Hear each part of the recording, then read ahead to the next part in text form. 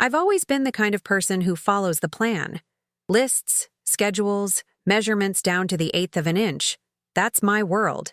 Architectural consulting isn't exactly thrilling, but it's stable, predictable, mine. I wake up at 6:30, grab coffee from the same shop on 5th Street, meet clients, review blueprints, go home, rinse and repeat. My best friend Sadie says I'm boring. I prefer the word reliable. That Thursday night, reliable went straight out the window. I was alone in the Meridian Tower, a 60-story glass beast downtown, finishing measurements for a corporate redesign on the 17th floor. It was nearly 11, the building almost empty except for security and a few workaholics like me. The fluorescent lights hummed overhead as I packed my tablet and laser measure, my footsteps echoing in the silent hallway. I was tired. My eyes hurt. And when I checked my notes, I realized I'd missed an entire section of Suite 1804. I cursed under my breath, hiked my bag higher on my shoulder, and took the elevator back up one floor. The 18th floor was darker than the 17th, only emergency lighting cutting through the shadows. I walked down the corridor, heels clicking against polished marble, found Suite 1804, and pushed open the heavy door without thinking twice. The first thing I noticed was the cigar smoke. The second thing was the silence. Absolute, suffocating silence. As every head in the room turned toward me, I froze. A long mahogany table dominated the center of the room, surrounded by at least a dozen men in dark suits. Expensive suits, the kind that cost more than my monthly rent.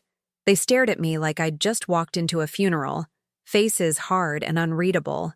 The air was thick, not just with smoke but with something else, tension, danger. And at the head of the table sat a man who made my breath catch in my throat. He was tall, even sitting down, broad-shouldered, dressed entirely in black. Black suit, black shirt, black tie. Dark hair styled perfectly. Sharp jawline shadowed with stubble. And eyes so dark they looked almost black in the low light. He had the kind of face that belonged on a movie screen, except there was nothing soft about him. A thin scar traced along his left eyebrow.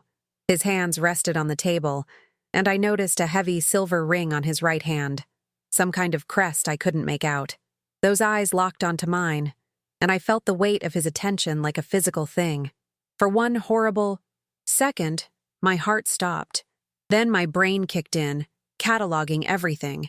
The map spread across the table marked with territories, the briefcase full of cash near the window, the unmistakable bulge of weapons under jackets. This wasn't a corporate meeting.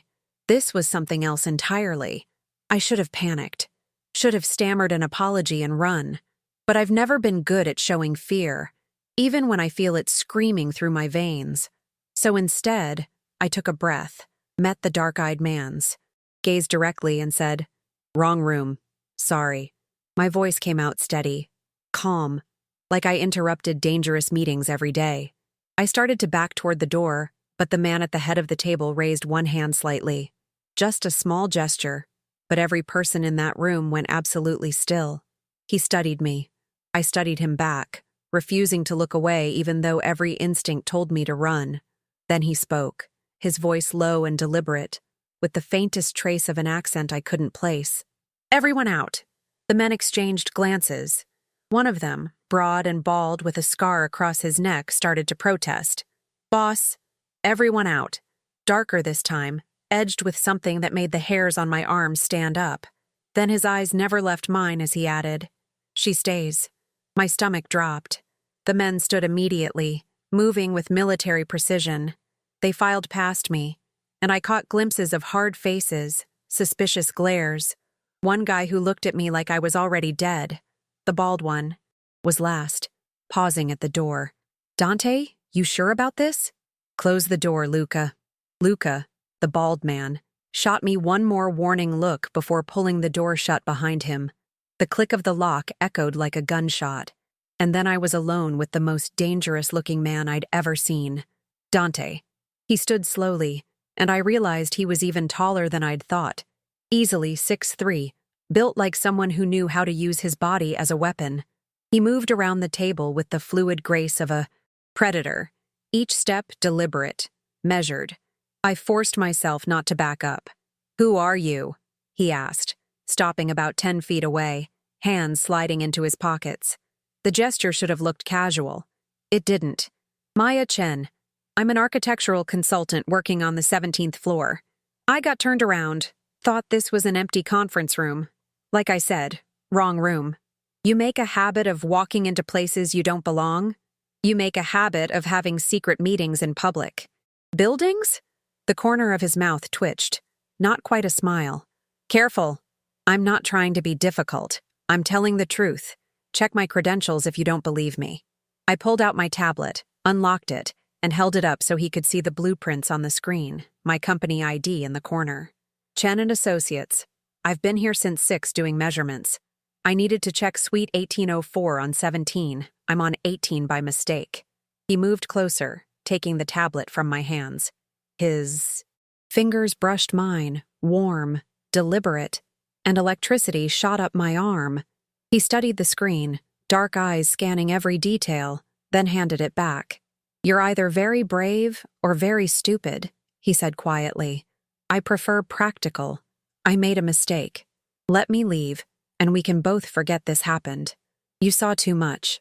I saw a bunch of guys in suits having a meeting. That's it. You're a terrible liar, Maya Chen." He said my name like he was testing how it felt on his tongue. I hated that I liked the sound of it. "What do you want from me?" I asked, meeting his eyes again. "I can't unsee whatever this was, but I'm not stupid enough to go to the police or tell anyone. I just want to finish my job and go home." "Why aren't you afraid?" The question caught me off guard. "Who says I'm not?" "Your hands aren't shaking. Your voice is steady. You're looking at me like you're annoyed, not terrified. Would it help if I cried?" This time he definitely almost smiled. "No." We stared at each other, and I felt something shift in the air between us, something electric and dangerous that I didn't understand. Finally, Dante pulled out his phone and made a call. "Luca, send someone to verify her story. Chen and Associates, architectural consultant, 17th floor." He paused, listening. "I don't care how long it takes. Do it." He hung up and turned back to me. "Sit. I'd rather stand." It wasn't a suggestion. I sat. He leaned against the table, arms crossed, watching me with an intensity that made my skin feel too tight. "Tell me about yourself, Maya." "Why?" "Because I'm deciding what to do with you." The casual way he said it sent ice down my spine. "There's not much to tell. I'm 28. I run my own consulting firm. I like coffee and hate mornings. I'm not involved in whatever this is." "Any family?" "Parents in Seattle.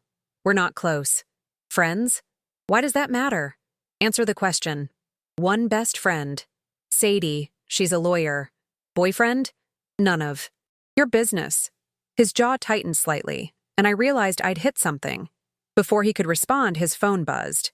He read the message, expression unreadable, then looked at me. "Your story checks out." Relief flooded through me. "So I can go." "No." "What?" "Why not?" "Because now you're a liability." He pushed off the table, moving to the window that overlooked the city. The skyline glittered below us, 1,000 lights against the darkness. You walked into a meeting you weren't supposed to see. Even if you don't know what you saw, my enemies might think you do. That makes you valuable and dangerous. I'm not dangerous to anyone. Not intentionally. But if the Calabrese family finds out a woman stumbled into my meeting, they'll use you to get to me. Questions. Leverage. Worse. My mouth went dry. The Calabrese family? Rivals. They'd love any advantage over me. "So what are you going to do? Kill me?" He turned from the window, and something flickered in his dark eyes. "If I wanted you dead, you already would be." Somehow that wasn't reassuring. "I'm going to have you watched," he continued. "Protected. Until I figure out if you're a threat or just incredibly unlucky. You can't be serious." "Do I look like I'm joking?" He didn't. He looked like exactly what he was. Someone used to absolute control, to giving orders and having them followed without question. I stood, anger overriding fear. You can't just assign people to follow me around. I have a life, clients, work. And you'll continue having all those things.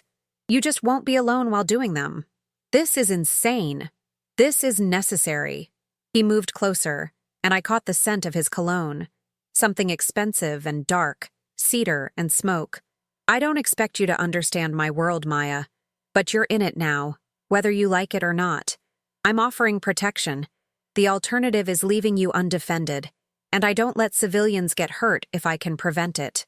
There was something in his voice, something almost protective. It didn't match the cold authority, the casual way he'd dismissed his men or discussed making me a liability. How long? I asked quietly. As long as necessary. And if I refuse? You're not in a position to refuse. He was right, and I hated it. I grabbed my bag, slinging it over my shoulder. Fine, but stay out of my way. Luca will escort you home. I don't need an escort. You have one anyway. I wanted to argue more, but the set of his jaw told me it would be pointless. So I walked to the door, pulled it open, and found Luca waiting in the hallway exactly as if he'd known he'd be needed. Before I left, I glanced back at Dante. He was watching me with that same intense focus, like he was trying to solve a puzzle. For what it's worth, I said, I really did just open the wrong door. I know, he replied. That's what makes this interesting. I didn't ask what he meant. I just followed Luca to the elevator and tried to pretend my whole world hadn't just tilted sideways.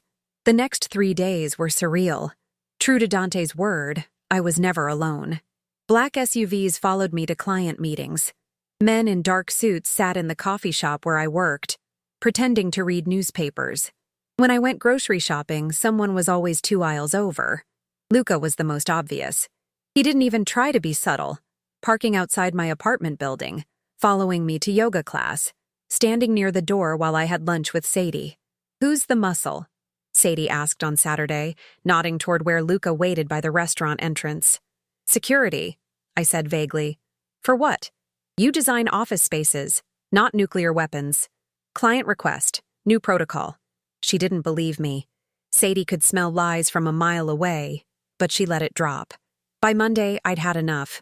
I marched straight up to Luca outside my office building. I need to talk to him. Luca, who hadn't spoken more than 3 words to me since Thursday, raised an eyebrow. Who? Don't. Play dumb. Dante. Your boss. Whatever he is. This is ridiculous. I want this to end. Can't help you. Then get someone who can. He studied me for a long moment, then pulled out his phone. The conversation was brief and in Italian, too fast for me to catch more than a few words.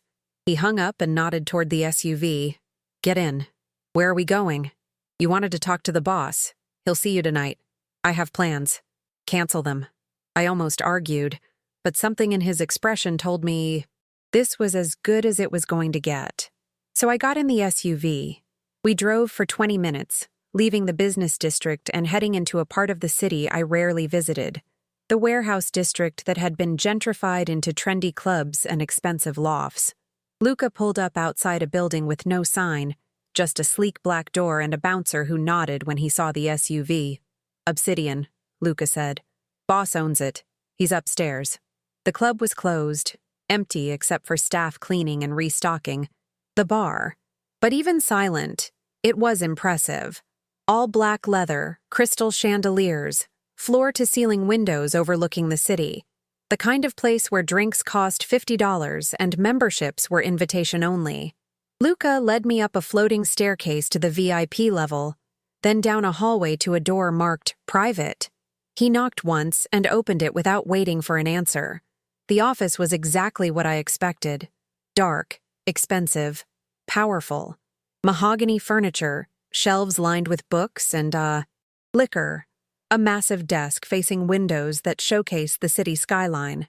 And behind that desk sat Dante, jacket off, sleeves rolled up to his forearms, a glass of bourbon in his hand. He looked up when I entered, and something flickered in his eyes. Surprise, maybe. Or interest. Maya, he said, standing. I didn't expect to hear from you so soon. I didn't expect to be followed everywhere for days. I shot back. We need to talk. He nodded at Luca, who left and closed the door behind him. Then, Dante gestured to the chair across from his desk. Sit. I'm fine standing. Suit yourself. He leaned against the desk, taking a sip of bourbon. What do you want to talk about? This. I gestured vaguely. The surveillance, the bodyguards, all of it. It needs to stop. No, I've done nothing wrong.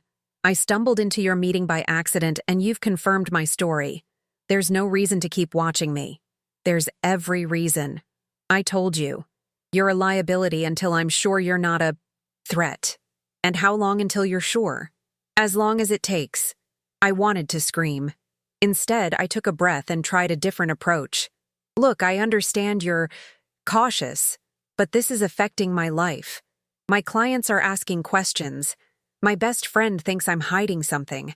I can't work like this. Then don't fight it. Accept the protection and move on.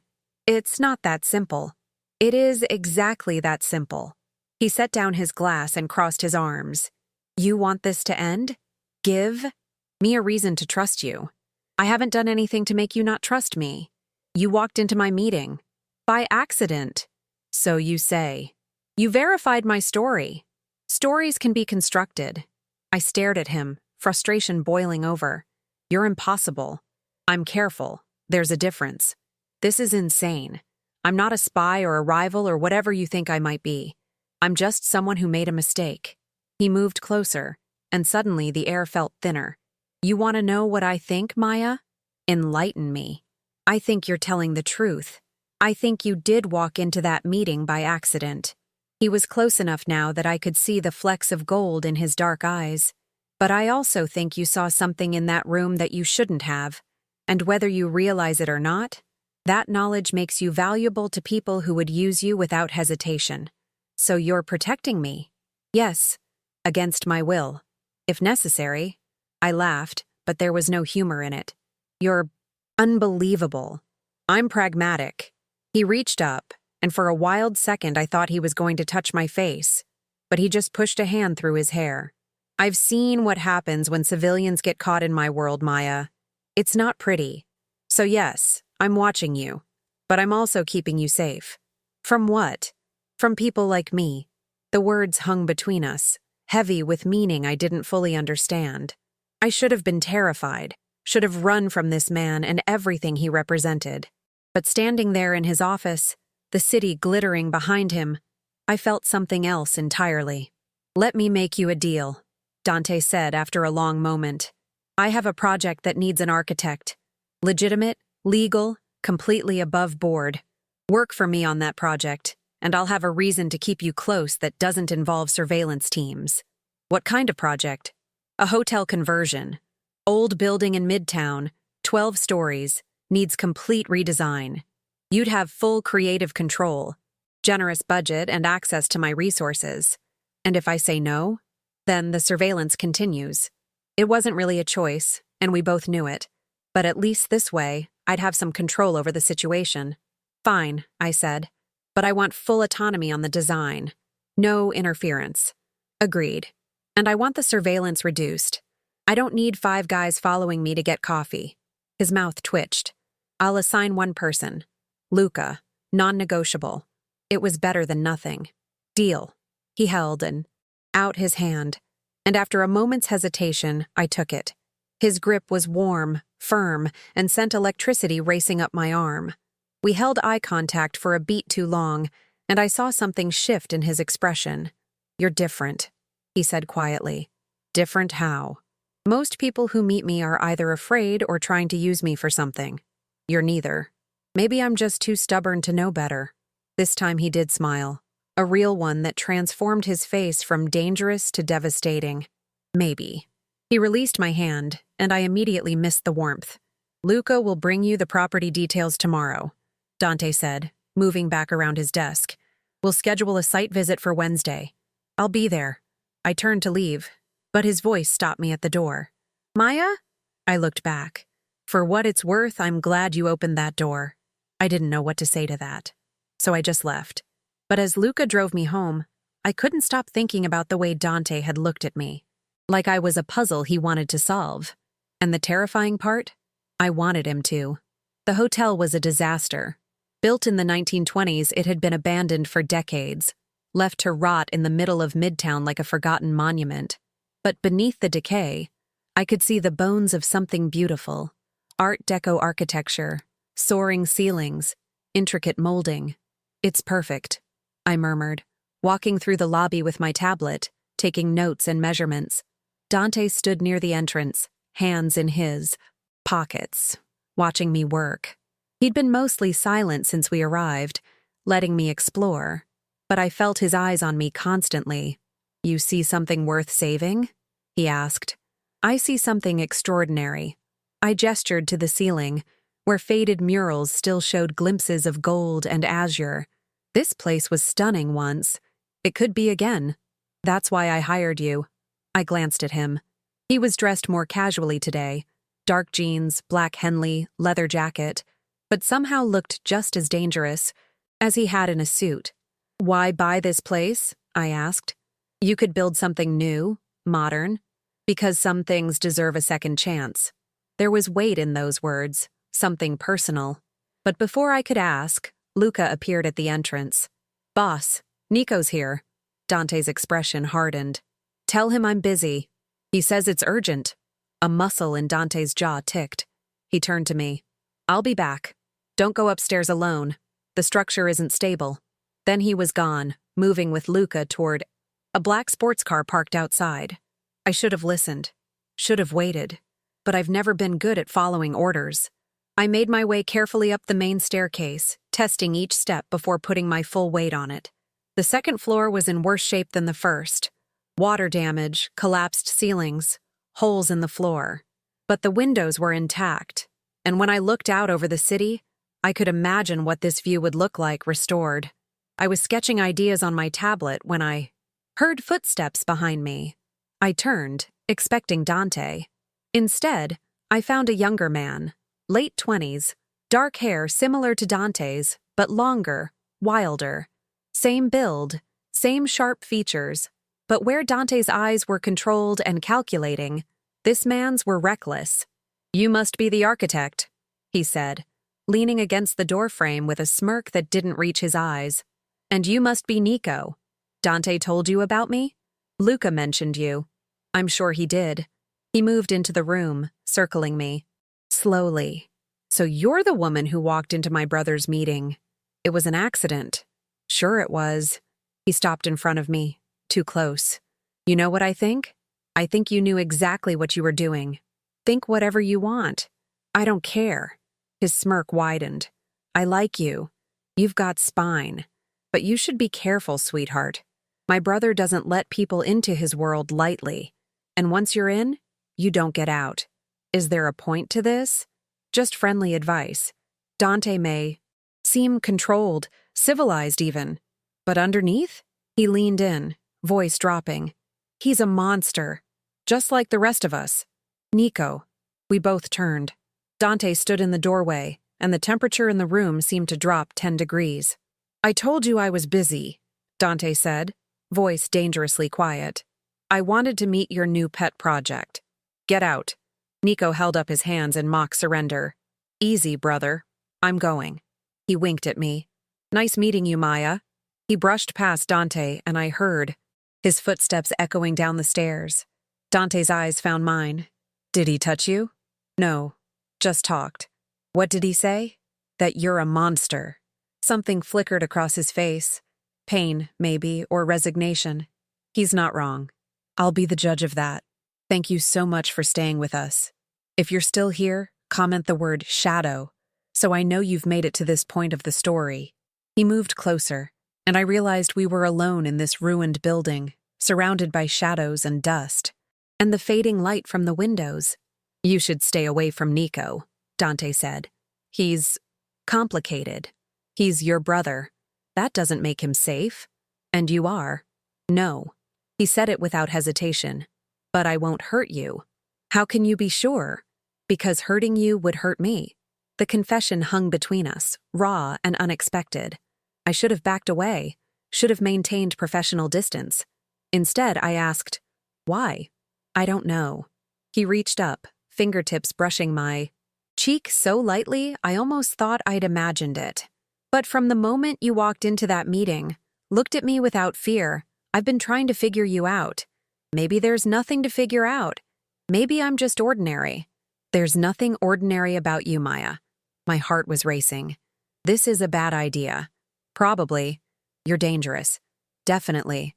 I should walk away. You should. But he didn't move, and neither did I. The air between us felt electric, charged with possibility and danger in equal measure. His hand moved to my waist, a question in his eyes. I knew what would happen if I let this continue. Knew it would change everything. I closed the distance between us. The kiss was fire and fury, his hands tangling in my hair, mine fisting in his jacket. He tasted like whiskey and danger, and when he backed me against the wall, I didn't protest. This was reckless. Stupid. Everything I'd spent my life avoiding. I didn't care. His mouth moved to my neck and I gasped, nails digging into his shoulders. Dante, tell me to stop, he murmured against my skin. Tell me you don't want this. I couldn't. Because I did want it, wanted him, despite every logical reason not to. The sound of footsteps on the stairs made us break apart. Luca appeared in the doorway, tactfully looking anywhere but at us. Boss, we need to go. Situation downtown. Dante's expression shifted instantly, becoming the controlled, dangerous man I'd first met. How bad? Calabrese crew moving. Into the port. Fuck. He turned to me, composure back in place like armor. Luca will take you home. What's happening? Nothing you need to worry about. He kissed my forehead, a gesture so gentle it made my chest ache. Then he was gone, leaving me alone with Luca and the ghost of his touch still burning on my skin. Luca drove me home in silence. When we arrived at my apartment, he said, "He's different with you." What do you mean? In 20 years, I've never seen him lose control. But, with you? He shook his head. Be careful, Miss Chen. Loving a man like Dante Moretti comes with a price. I don't love him. Not yet, Luca said. But you will. I wanted to argue. But as I lay in bed that night, fingers touching my lips where Dante had kissed me, I wondered if Luca was right. And I wondered if I was strong enough to pay the price. The next 2 weeks blurred together in a haze of blueprints, late-night meetings, and stolen moments that left me breathless and confused. I threw myself into the hotel project, working 16-hour days designing every detail. The building was coming together beautifully, a perfect blend of historic preservation and modern luxury. Dante gave me complete creative freedom, never questioning my choices, trusting my vision. But the project was just an excuse for us to be near each other.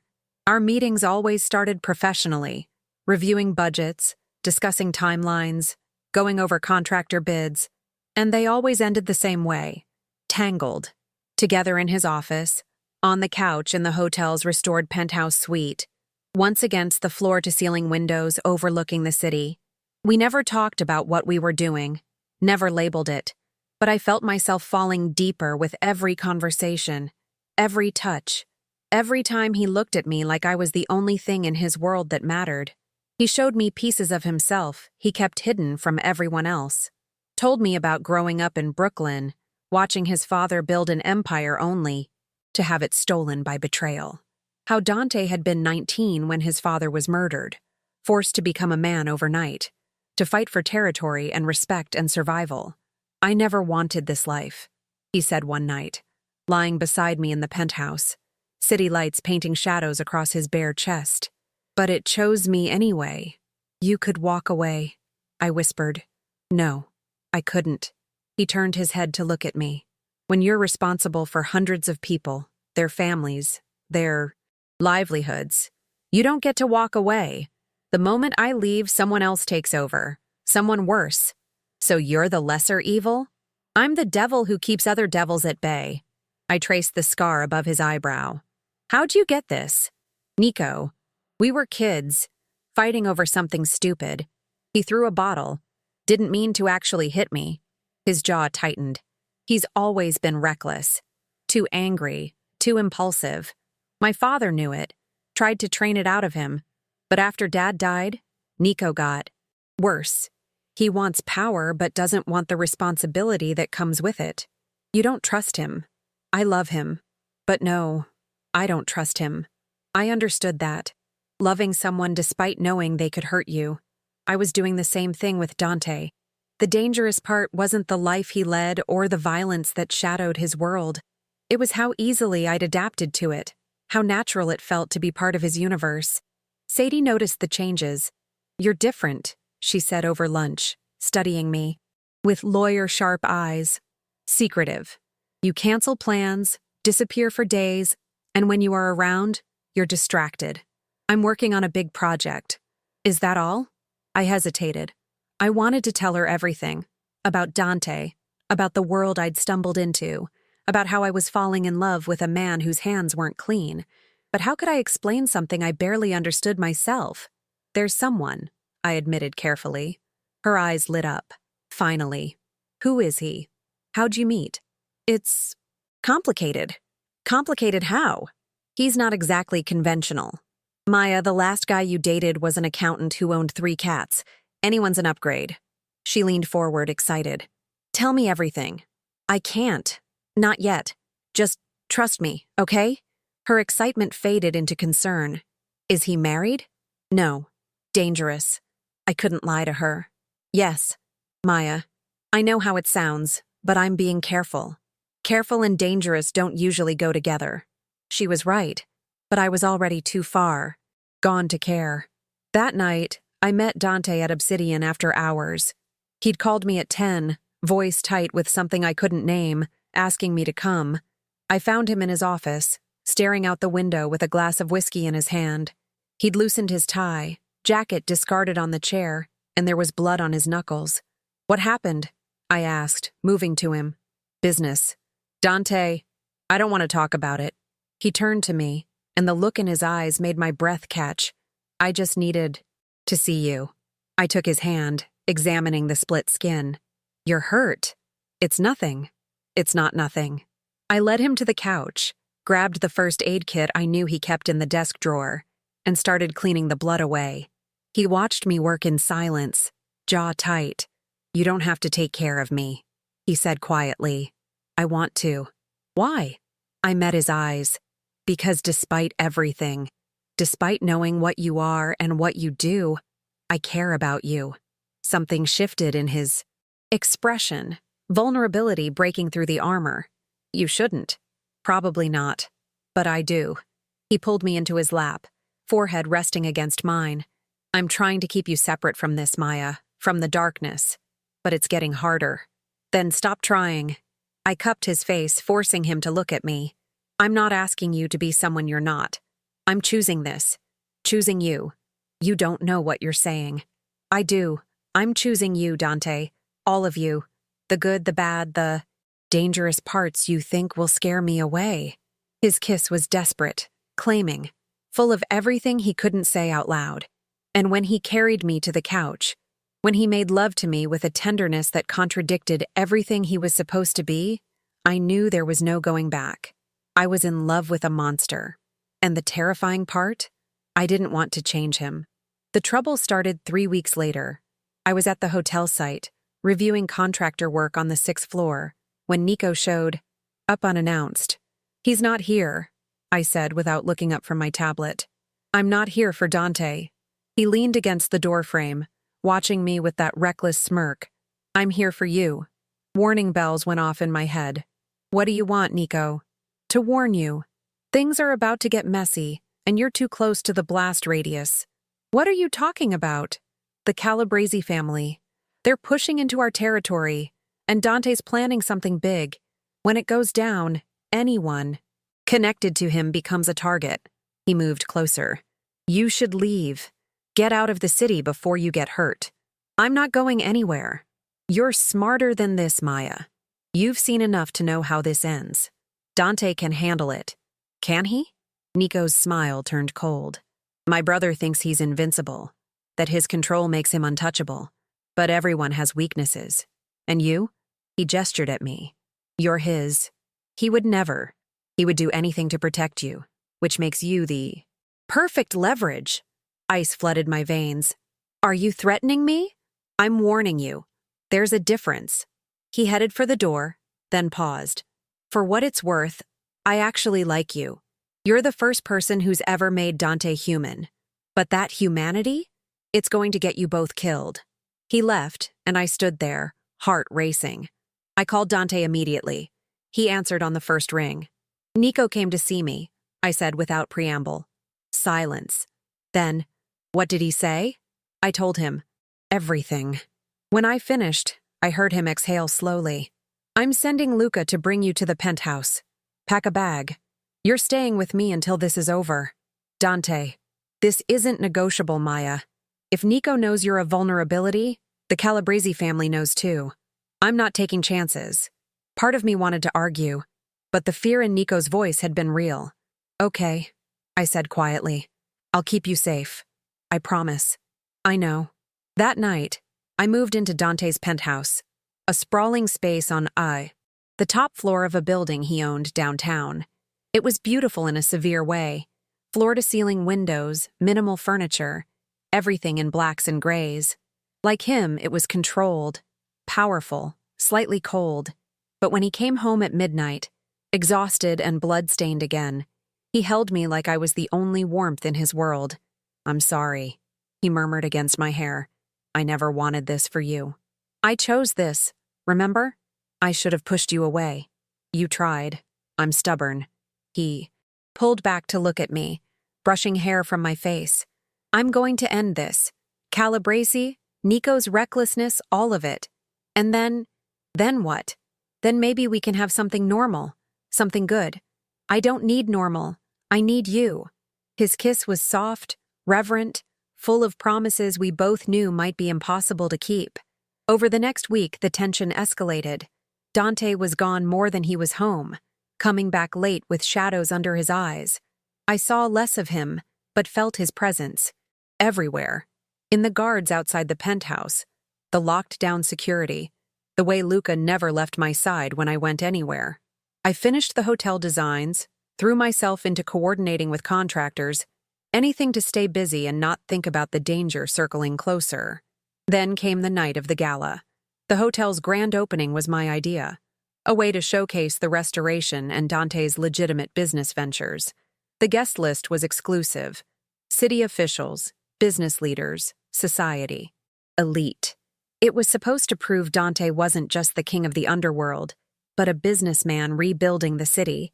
I wore a black silk dress that Dante had bought me, something elegant and expensive that made me feel like I belonged in his world.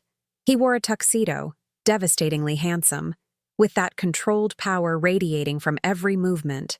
You're beautiful, he said when he saw me, pulling me close despite Luca clearing his throat nearby. You clean up pretty well yourself. Stay close. To me tonight. His eyes were serious. Don't wander off. I'll be fine. Maya, I mean it. I know. The gala was perfect. The hotel looked stunning. Chandeliers glittering, original murals restored to glory, the perfect blend of historic elegance and modern luxury. Guests circulated through the lobby and ballroom, champagne flowing, classical music from a string quartet filling the air. I stayed at Dante's side as he networked, watching him move seamlessly between his two worlds, criminal and, legitimate, dangerous, and charming. He was magnetic, and I wasn't the only one who noticed. Women watched him with interest. Men regarded him with wariness or respect, but his attention never strayed from me. Around 10, I excused myself to check on the caterers. Luca moved to follow, but Dante stopped him. Stay with me. She's just going to the kitchen. I should have argued, should have insisted. I headed through the ballroom toward the service corridor, smiling at guests, accepting compliments on the restoration. The kitchen was chaos, staff rushing, platters being assembled, but everything was under control. I was heading back when someone grabbed my arm. I spun, heart jumping, and found myself facing a man I didn't recognize. Mid-40s, expensive suit, cold eyes. Miss Chen, he said with an accent. Italian, like Dante's but thicker. We need to talk. I don't know you. Antonio Calabrese. I believe you know my family's name. Terror spiked through me. I tried to pull away, but his grip tightened. Don't make a scene. My men are all around us. Come quietly, and you won't get hurt. Dante will do exactly what I want if he wants to see you alive. Before I could scream, another man appeared, pressing something against my side.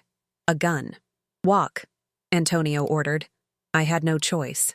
They guided me through the service exit, into a waiting car. The door slammed shut, and we were moving before I could process what was happening. I was being kidnapped. And Dante had no idea. They took me to a warehouse in the industrial district. Abandoned, dark, reeking of rust and decay. Antonio's men shoved me into a chair, zip-tying my hands behind my back. Antonio circled me slowly, like Dante had that first night. But where Dante's presence had been magnetic, Antonio's was reptilian. "You've caused quite a stir in our city, Miss Chen," he said. "The great Dante Moretti, brought to his knees by an architect. It's almost poetic. He'll kill you for this." "Oh, I'm counting on him trying." He crouched in front of me, smiling. "That's the point. Dante has been a thorn in my side for years. Every time I make a move, he's there, stopping me. But everyone has a weakness. And you, my dear, are his. You're using me as bait. Smart girl. When Dante comes for you, and we'll be ready. He'll walk right into a trap, and finally, I'll have what should have been mine all along. His territory, his empire, his power, everything." Antonio stood, brushing off his pants. "Don't worry. If he's smart, he'll trade himself for you. If not, well, at least you'll die knowing you mattered to someone." He walked away, leaving me with 2 guards. I tested the zip ties, but they were tight. My phone was gone, my heels too high to run in even if I could escape the chair. I was truly trapped. But Dante had taught me something in the weeks I'd known him. Everyone underestimates the quiet ones. I waited 20 minutes watching the guards. They were bored, distracted, checking their phones, sloppy. "I need to use the bathroom," I said. One guard looked at me. "Hold it." "I can't. Please. Unless you want me to pee in this chair." They exchanged glances. Finally, one sighed and moved forward, cutting the zip tie. 2 minutes. And don't try anything stupid." I stood on shaky legs, letting him guide me toward a grimy bathroom in the corner.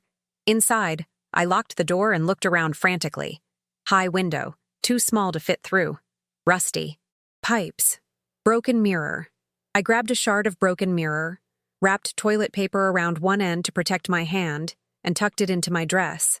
When I came out, they zip-tied me again. But this time, my hands were positioned slightly differently.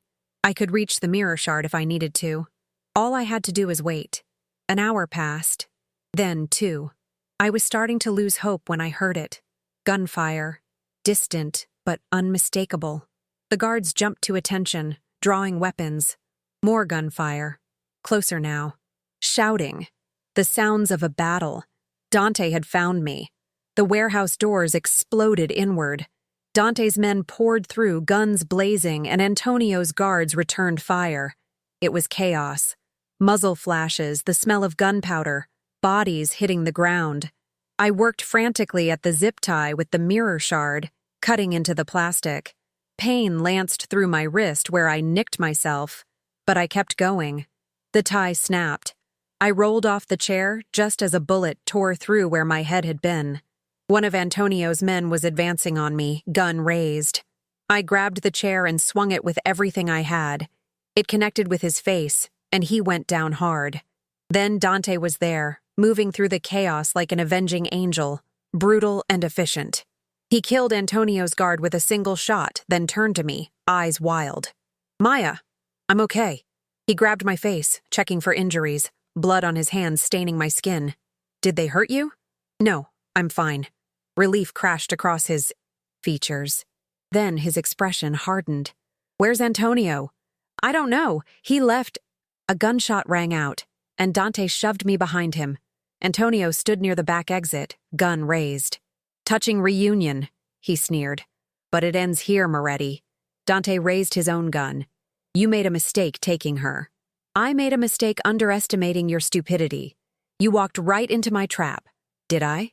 Dante smiled, cold and sharp. Look around, Antonio. Your men are dead or dying. My crew controls every exit. The only person in a trap is you. Antonio's confidence wavered. He grabbed for me, but I was ready. I ducked low and drove the mirror shard into his leg. He screamed, gun clattering to the ground. Dante was on him in seconds, pressing his gun to Antonio's temple. Give me one reason not to end you right now, Dante growled. Please. The gunshot silenced him forever. Dante stood, breathing hard, blood spattered across his tuxedo. Then he turned to me, and the monster disappeared, replaced by the man I loved. It's over, he said, pulling me into his arms. You're safe. I held on to him, trembling. How did you find me? You think I'd let you out of my sight without tracking you? He pulled back, showing me a small device. GPS tracker in your necklace. I've been tracking you since the night we met. I should have been angry.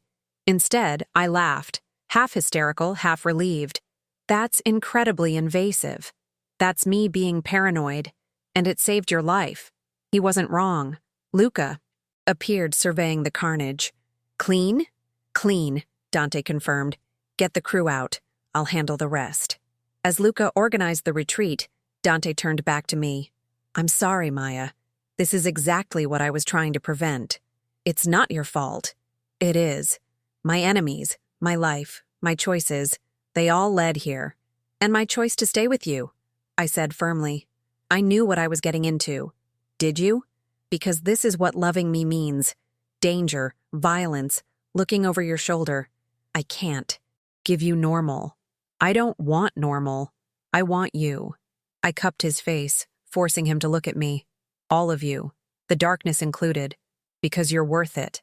His eyes searched mine, looking for doubt. He wouldn't find any.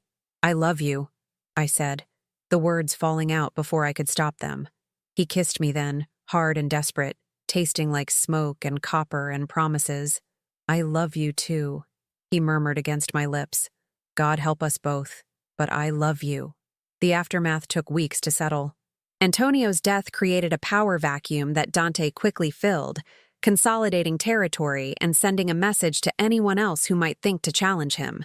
The violence was swift and absolute, but there was a cost. Nico. I learned the truth 3 days after the warehouse. Luca told me quietly. His usual stoic expression cracked with something like grief. Nico had been working with Antonio, not out of loyalty to the Calabrese family, but out of resentment toward Dante. He'd fed them information, told them about me, orchestrated the kidnapping. He'd betrayed his own brother.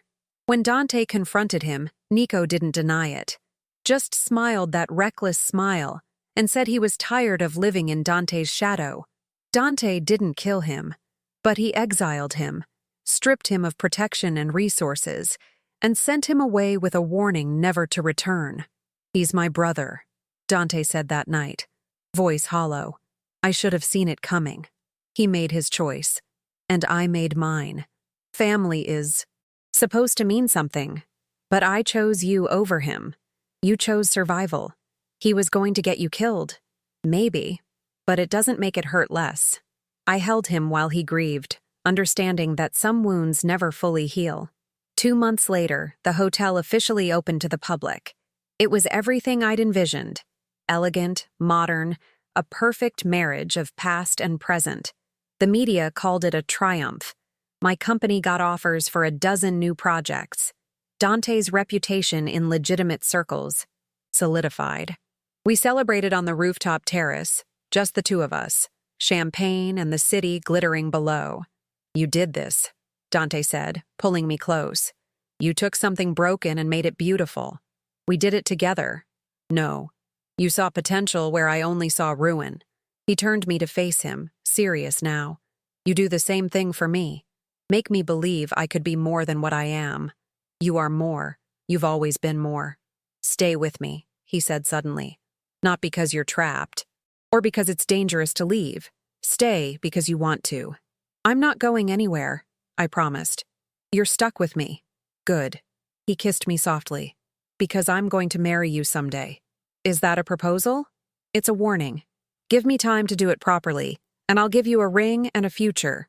What kind of future can we have? You're still building something different, something that doesn't require violence and fear.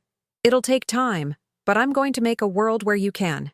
Stand beside me without being a target. I'll stand beside you regardless. I know. But you deserve better than hiding in penthouses and looking over your shoulder. I deserve you. Everything else is negotiable. He smiled then, a real smile that transformed his face into something almost peaceful. I love you, Maya Chen. I love you too, Dante Moretti. We stayed on that rooftop until dawn, wrapped in each other and the promise of something better. The danger didn't disappear. Dante's world would always have shadows, enemies, threats lurking in the margins. But we faced them together, the architect and the monster, building something beautiful from the ruins. I never regretted opening that wrong door, because it led me exactly where I was meant to be.